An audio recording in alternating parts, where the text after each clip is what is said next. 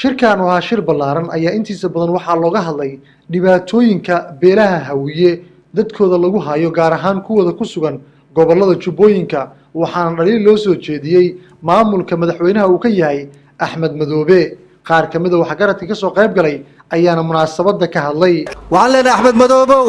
adiga maamulkaaga dhibaatada aad ku haysiin Soomaalida ka daaya waxaan ku daraa intaas oo kale inta la idinka arkay waa la arkay dibkaad geyseen waa la arkay magaxumadaad keenteen waa la arkay cadaalad darrada keentay waa la arkay Axmed Madoobe isaga wareeg meesha duulka qayb baa Allah keeno ilaahay idinkiis miyana ogeyn ana qaadana iyo qaadamaysid waxa ay dhashay ma waani ogeyn ana talinaya talimaysid waxa dhashay ma waani ogeyn xaqiraado waxa ay dhashay asaasa Jubbooyinka loogu taliyay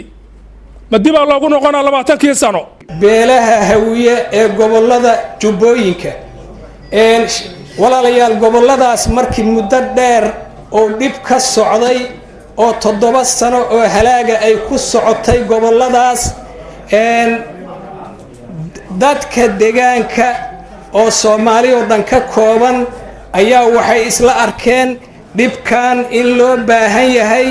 in laga hadlo hadda walaalayaal waxa meesha ka jira waa dulmi meel ma fariisto magaalada Kismaayo la yiraahdo dulmi baa ka socda ballaaran dad baa lagu laayay dad lagu barakiciyay dad xaqoodii lagu diiday misna waxay leeyahay waxa ka socota annaga leh nin aan waligiis yaani Soomaaliya imaanin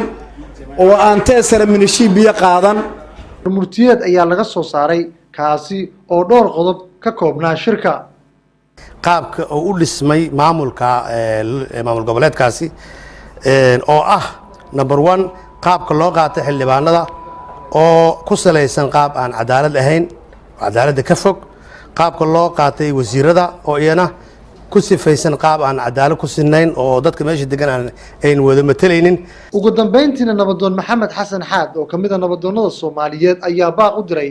maamulka Jubbaland kaasi oo ku aadan in gabood fallada iyo tacadiyada ay ka daayaan dadka Soomaaliyeed ee ku dhaqan gobolada Jubbooyinka isagoo ku baaqay cadaalad iyo sinaan